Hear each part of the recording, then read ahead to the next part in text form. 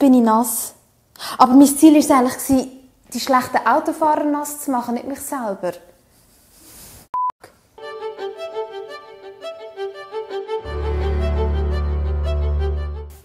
Hallo, muss ich sagen, hallo zusammen. Also ich bin die Ich bin nicht die Emily, ich bin ja. Ich wollte eigentlich über das Joggen mein Weindach machen, aber dann bin ich heute Morgen hier angefahren und einer ist mir gerade sofort die Nase gefahren, hat keinen Blinker gesetzt, keinen Schulterblick gemacht. Ich glaube, es ist wirklich um Millimeter gegangen, dass der mich nicht berührt hat. Es kann doch nicht so schwer sein, Abstand zu halten. Es ist so wie im Club, wenn ein Mann seinen Penis an deinen Arsch reibt, checkst du nicht, dass das nicht geht? Meistens sind es BMW-Fahrer.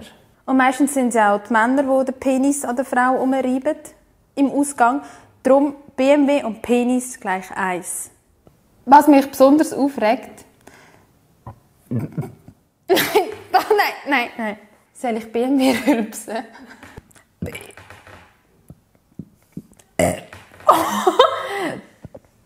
B.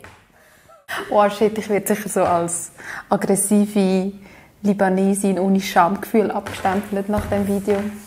Ich habe sogar einmal verwünscht, wenn er neben mir das Handy vor sich hatte und die Olympischen Spiele geschaut hat. Und ich habe einfach gedacht, bist du eigentlich ein Vollidiot oder bist du eigentlich ein Vollidiot?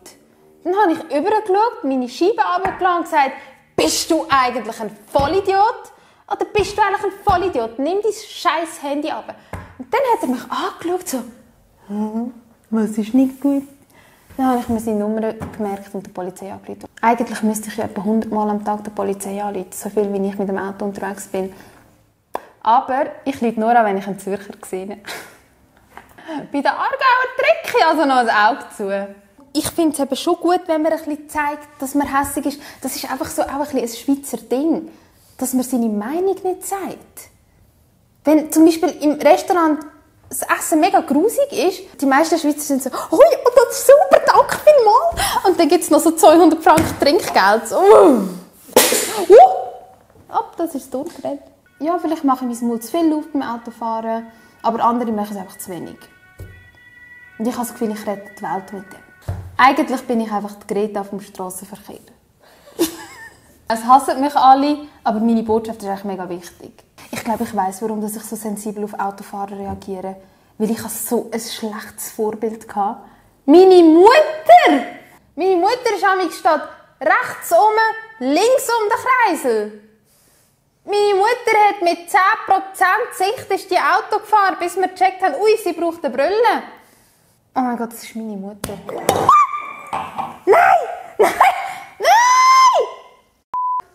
Mami, wegen dir habe ich ausgelernt.